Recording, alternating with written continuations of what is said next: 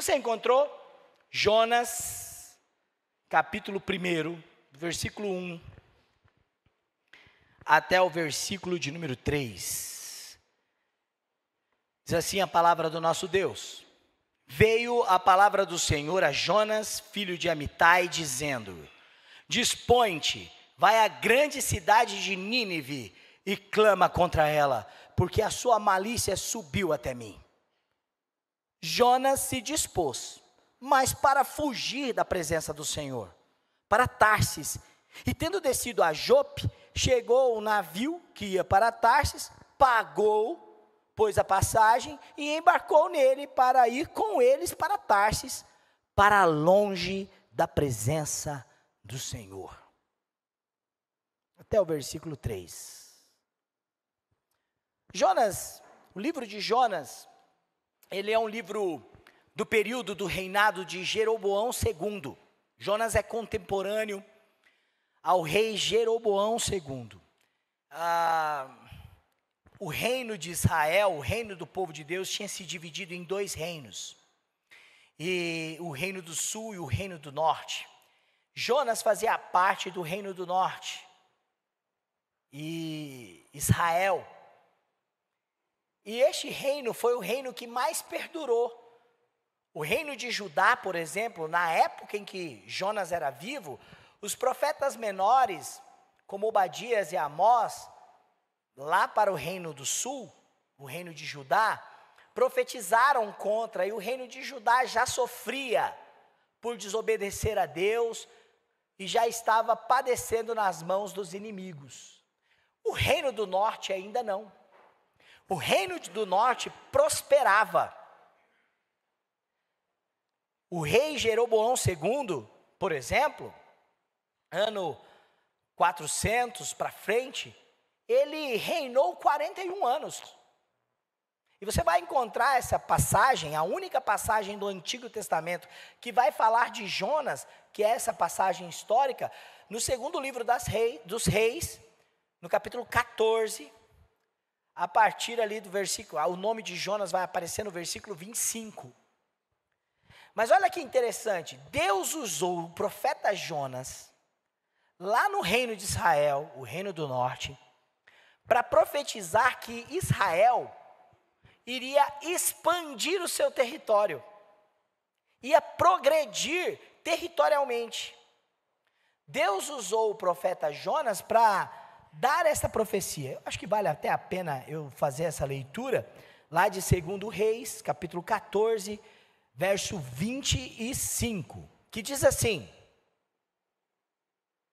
Restabeleceu ele é o rei Jeroboão II, tá bom? Os limites de Israel, desde a entrada de Amate até o mar da planície, segundo a palavra do Senhor, Deus de Israel, a qual falara por intermédio do seu servo Jonas, filho de Amitai, o profeta, o qual era de Gate-Efer. O livro de Jonas começa lembrando que Jonas, filho de Amitai. Olha só que interessante, havia um progresso. O reino de Israel estava prosperando as suas fronteiras. Esses limites estabelecidos aqui são semelhantes aos limites que Salomão estabeleceu para o reino, para a parte que cabia ao povo do reino do norte. Então olha que aparência de bem-sucedido estava o povo de Israel. Porém, se você ainda está no livro de Reis, você vai perceber algo importante sobre Jeroboão. Jeroboão era um rei que fez o que era mal perante o Senhor. E isso aponta para como estava o povo de Israel. Porque o povo era conduzido pelos seus reis.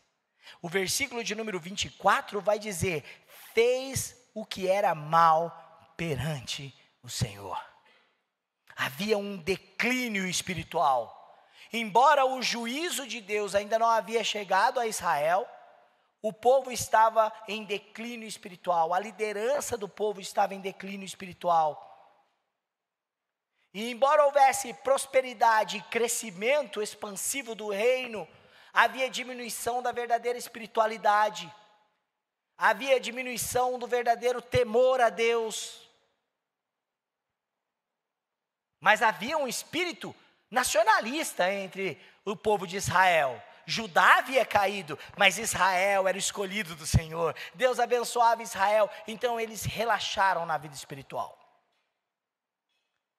Então Deus chama Jonas, que o nome de Jonas significa pomba. Filho de Amitai, Amitai leal, fiel. E manda ele para uma terra estrangeira, a terra dos piores inimigos, os assírios. Uma ameaça real contra o reino de Israel. É nesse contexto que a história de Jonas se dá. E com isso, irmãos, eu gostaria de tratar do seguinte tema, e eu gostaria que os irmãos juvenis anotassem o tema aí. Jonas, um homem fugindo do Senhor. Jonas, um homem fugindo do Senhor. Com isso, irmãos, ao olhar para a história de Jonas, você vai perceber que a fuga de Jonas é por causa de como ele entendia a sua vida espiritual, o seu relacionamento com Deus e o relacionamento de Deus com o seu povo. E como Jonas estava equivocado quanto a isso, mas estava certo sobre muitas outras coisas. E nesse mês que nós vamos ficar com o livro de Jonas, você vai perceber que Jonas sabia muita coisa certa sobre Deus, mas fazia muita coisa errada quanto ao relacionamento com Deus. E Jonas se parece muito conosco. O livro de Jonas, ele é engraçado. Ele foi escrito como uma provocação para o povo de Deus. Uma provocação dizendo, sim, eu sou o seu Deus, o Deus de Israel, mas eu salvo a quem eu quero. Sim, eu sou o Deus que chama homens e mulheres para me servir e trabalhar para mim, mas eu uso toda a criação para fazer a minha obra. Peixe, mar, abóbora, tudo isso tem no livro de Jonas. Verme, tudo isso cumpre os propósitos de Deus. Pagãos, os assírios eram pagãos. A soberania de Deus está refletida nesse livro. O que então nós podemos aprender com esses primeiros versos?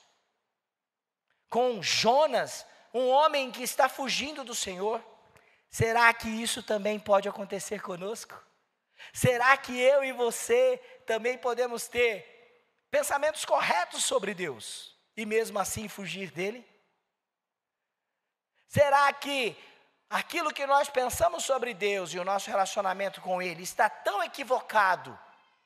E agora os erros, aquilo que não está certo quanto pensamos de Deus, pode fazer com que a minha vida esteja em fuga contra a vontade de Deus? Com isso eu quero destacar duas lições. A primeira delas, Jonas era um homem fugindo do Senhor. Por quê? Porque o chamado de Deus não é para nos agradar. Sabe por que Jonas fugiu de Deus? Porque o chamado que Deus deu para Jonas não agradou. O chamado de Deus não é para nos agradar. Deus não tem compromisso em vocacionar o seu povo para fazer a vontade deste povo. Deus não chama alguém para servi-lo na obra, para fazer a vontade de quem Ele está chamando. Deus não está comprometido com as suas vontades, com os seus desejos. Deus está comprometido com a sua soberania. E na soberania dele, Ele queria que Jonas pregasse em Nínive. Não é isso que diz o versículo 2? O versículo 2, dispõe-te, vai para a grande cidade de Nínive e clama contra ela, porque a sua malícia subiu até mim. Embora isso não esteja explícito nos 3 primeiros versos que nós lemos, Nínive era a capital do Império Assírio, hoje no Iraque. para você encontrar a antiga Mesopotâmia, hoje Iraque. Era a capital do Império Assírio.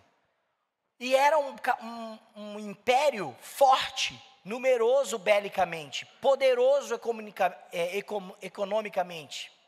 Tinha alianças militares com outras nações, contra inclusive os hebreus. Nínive era a capital do império e era uma cidade muito bonita, tanto é que Nínive significa bela, linda, formosa cidade, bela cidade. A mensagem que Jonas deveria trazer era contra Nínive. Mas por que isso não agradava a Jonas? O versículo 2 diz: clama contra ela, porque a sua malícia subiu contra mim. Parece que o papel de Jonas era pregar o juízo. Era ir lá e falar: olha, vocês estão em pecado contra Deus. E a maldade de vocês, a perversão de vocês, chegou até Deus. E Deus me mandou aqui para clamar contra ti. Isso vai ficar muito claro quando Jonas prega de fato no capítulo 3. E ele percorre a cidade em 3 dias de pregação. 3 dias percorrendo a cidade. E ele fala: olha, dentro de 40 dias, Nínive será subvertida, porque vocês pecaram contra Deus.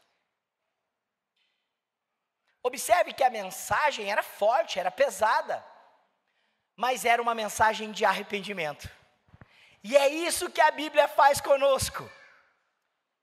A pregação do Evangelho é forte, não amacia, porque a pregação do Evangelho diz que nós não somos bons, nós somos pecadores, precisamos de arrependimento, estamos perdidos e condenados ao juízo de Deus e ao inferno, se não atendermos à voz do Evangelho, se não nos arrependermos dos nossos pecados. O problema é que Jonas sabia que se ele pregasse isso, Nínive poderia se arrepender por causa de Deus. Quero convidar você para abrir a sua Bíblia em Jonas, capítulo 4, versículo 1.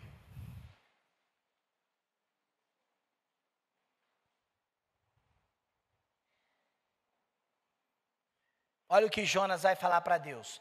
Vocês já conhecem a história. Vou adiantar, a gente vai falar disso depois, mas com mais ênfase.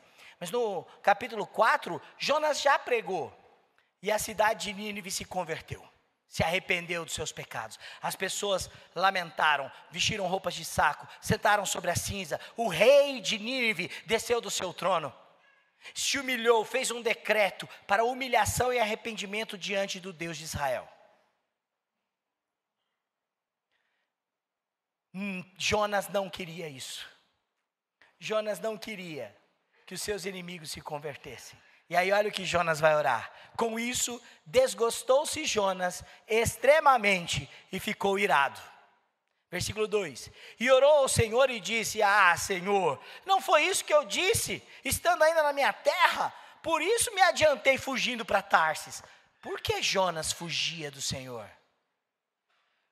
Porque o chamado de Deus não agradava a ele. É por isso que eu fugi. Porque fazer a sua vontade vai realizar coisas que eu não quero que aconteça, que eu não quero viver, que eu não quero ver, que eu não quero experimentar, eu não quero ser responsável por isso. Entenda, irmãos, o primeiro chamado para a sua vida é quanto à salvação.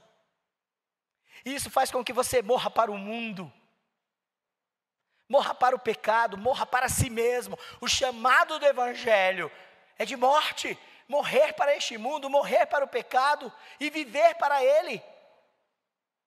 E quando nós somos contrariados nesse chamado, quando nós gostamos do mundo, nós somos como Demas, que amamos mais o presente século do que a Cristo. Nós fugimos de Deus. Jonas está explicando: é por isso que eu fugi para Tarsis, pois sabias que és Deus clemente e misericordioso, e tardio em se irar, grande em benignidade, e que se arrependes do mal. Deus, o chamado de Deus, não é para nos agradar. Deus te chamou para a santidade. isso não vai te agradar, irmão. Deus te chamou para pregar o evangelho. E às vezes você vai ter que pregar o evangelho para quem você nem acredita que pode ser crente um dia. Deus te chamou para viver na igreja em comunhão, com gente que Ele comprou e resgatou, que é diferente de você. Mesmo que você não goste dela. Deus te chamou para viver em vida comunitária na igreja. Mesmo que isso dê trabalho para você. Porque o chamado de Deus não é para nos agradar. Deus não está comprometido em vocacionar o seu povo para fazer a vontade desse povo. Este povo serve para os propósitos de Deus. Jonas deveria pregar para o inimigo. E ele não queria ir, fugiu, porque sabia que Deus poderia usar a sua pregação para a salvação dos ninivitas. Não fuja de Deus. Não seja como Jonas. Não fuja de Deus por causa do chamado que Ele tem para a igreja. Se o chamado que Ele tem para a igreja envolve as tuas finanças, não fuja do Senhor. Se o chamado que Ele tem para você envolve a maneira com que você vai namorar, jovem, não fuja do Senhor. Porque Deus não está comprometido em te agradar. Ele está comprometido com os propósitos dele. Segundo lugar, Jonas era um homem fugindo do Senhor porque era desobediente. Jonas, esse é o tema, um homem fugindo do Senhor. Segundo lugar, ele era um homem fugindo do Senhor porque ele era desobediente. Olha, observe o versículo 3. O versículo 3 do capítulo 1, a palavra disposição vai aparecer aqui. Não é isso? Jonas se dispôs. Não tem coisa melhor do que uma pessoa disposta. Eu queria ter disposição para acordar de manhã todo dia e correr 5 quilômetros. Eu queria ter disposição para acordar todo dia e carpir a chácara da igreja. Eu acordo às vezes até que cedo, aí olho para a enxada, disposição vai embora. Tem coisas que estar disposto é muito bom. Estar disposto para trabalhar, estar disposto a ensinar, estar disposto a servir ao Senhor, estar disposto a adorar a Deus, estar disposto a uma vida de santidade, estar disposto como Esdras, que dispôs o coração para conhecer a lei de Deus, para aplicar a lei de Deus e para ensinar a lei de Deus. Lembra? Isso é muito bom. Mas Jonas estava disposto a desobedecer. Observe o versículo 3. Jonas se dispôs, mas para fugir da presença do Senhor, para Tarsis. Desobediente. A fuga de Jonas é porque ele caminha, ele trilha a rota da desobediência. E isso também acontece conosco.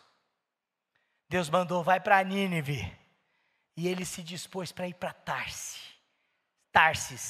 para quê? O caminho contrário, eu vou fugir do Senhor. A Bíblia nos ensina sobre desobedientes que fogem de Deus. E talvez a mais clássica é do casal, nosso pai e nossa mãe, Adão e Eva.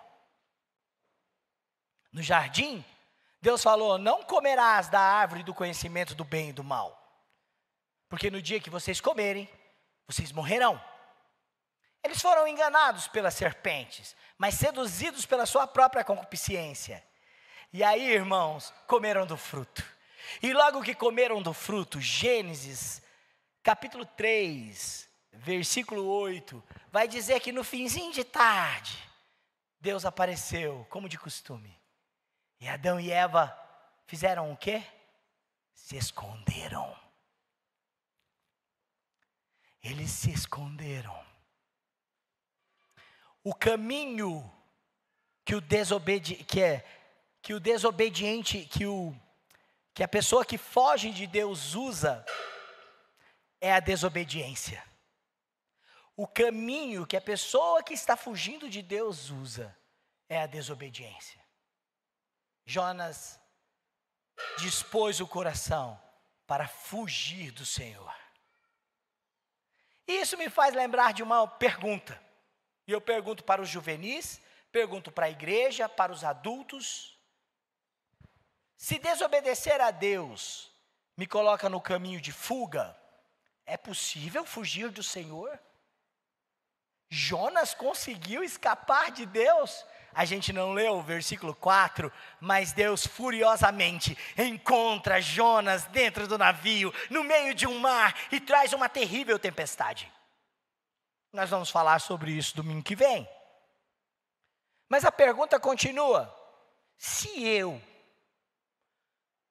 optar por andar no caminho da desobediência, Deus diz isso, mas eu quero fazer isso. Deus diz: não deixe de congregar, como é costume de alguns, mas eu me afasto da igreja. Tenha paciência, seja longânimo, mas eu não sou paciente e longânimo com o próximo. Honre o seu pai e a sua mãe, mas eu desrespeito os meus pais. Se eu trilhar a rota dos caminhos dos desobedientes, é possível que eu consiga fugir do Senhor? Davi, o rei Davi, diz que não. Eu quero ler um texto com vocês, um dos mais bonitos da Bíblia. Salmo 139. Você pode abrir a Bíblia ou acompanhar no telão. Salmo 139, versículo 7. Vai dizer assim: para onde me ausentarei do teu espírito? Para onde fugirei da tua face? Se subo aos céus, lá estás. Se faço a minha cama no mais profundo abismo, lá estás também. Se tomo as asas da alvorada e me detém aos confins dos mares, ainda lá me haverá de guiar a tua mão e a tua destra me susterá. Se eu digo, as trevas com efeito me encobrirão e a luz ao redor de mim se fará noite, até as próprias trevas não te serão escuras. As trevas e a luz são a mesma coisa para ti. Há como fugir de Deus? Jonas é um hipócrita. Jonas sabe que não há como fugir de Deus, mas Jonas sabe que pode trilhar o caminho da desobediência. Não faça isso.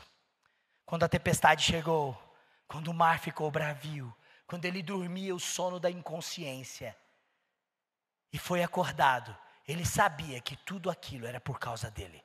Tanto que ele diz no capítulo 1 para os marinheiros: é por minha causa, sou servo do Deus vivo, eu estou fugindo do Senhor.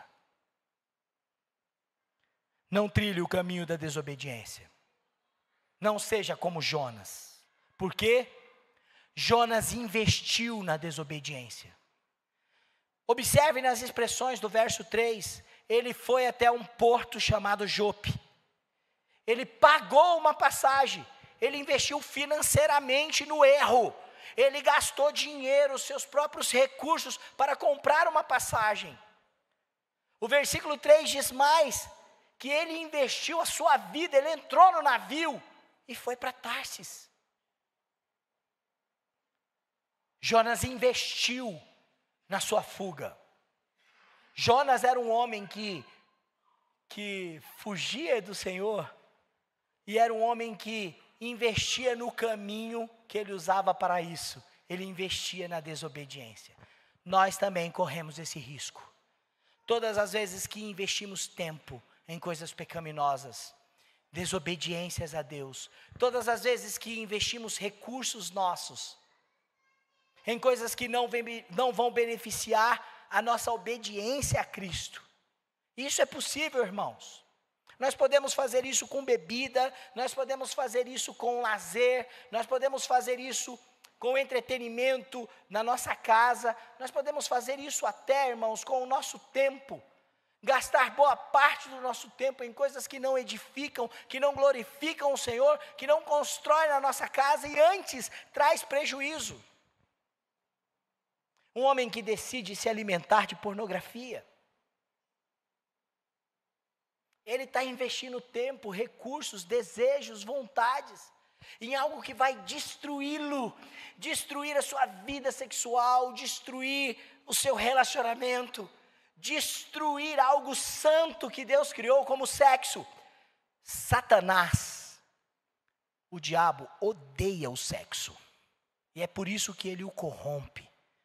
É por isso que ele o distorce. Não seja como Jonas. Não invista na desobediência.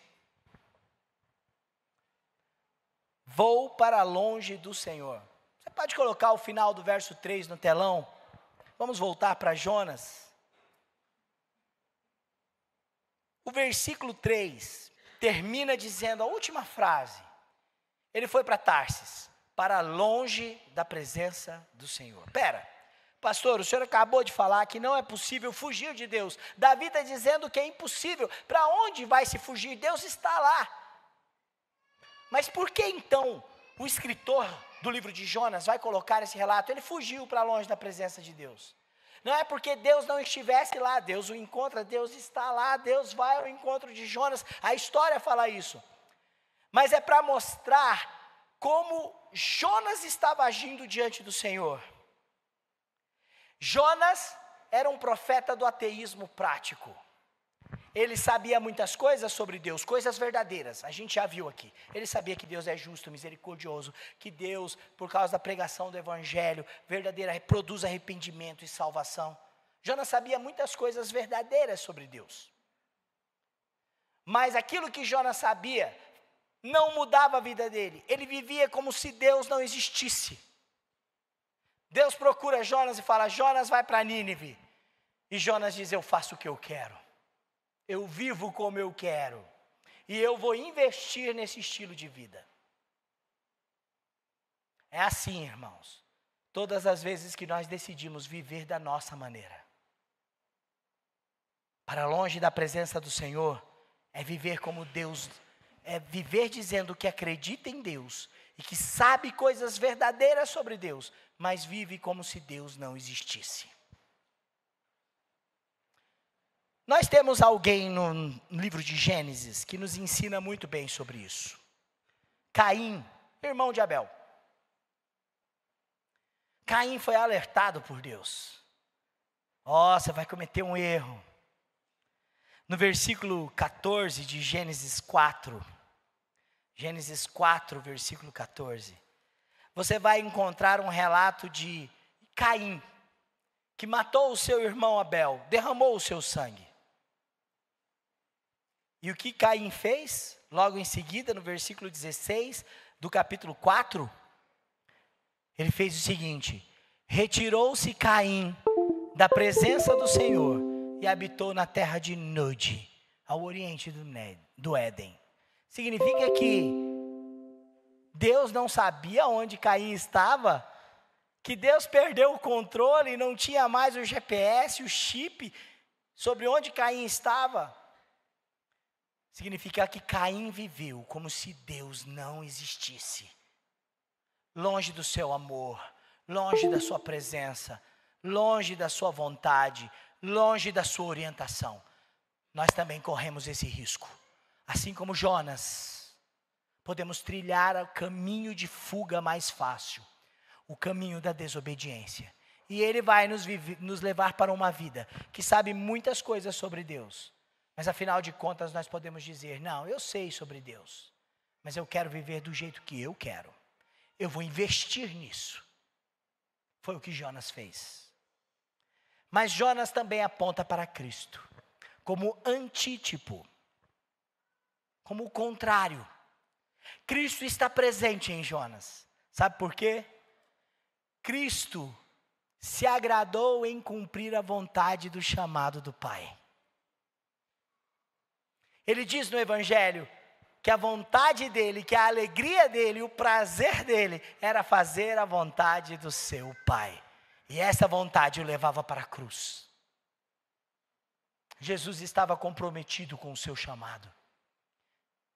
Porque no chamado do Pai ele se agradou. Jesus está presente em Jonas, porque não fugiu. Antes se entregou voluntariamente, como o cordeiro mudo não abriu a boca, e foi obediente. Ele foi obediente em tudo, diz as Escrituras, até a morte de cruz. Ele não trilhou o caminho de fuga. Jesus não trilhou a rota de fuga de Jonas. Ele foi obediente.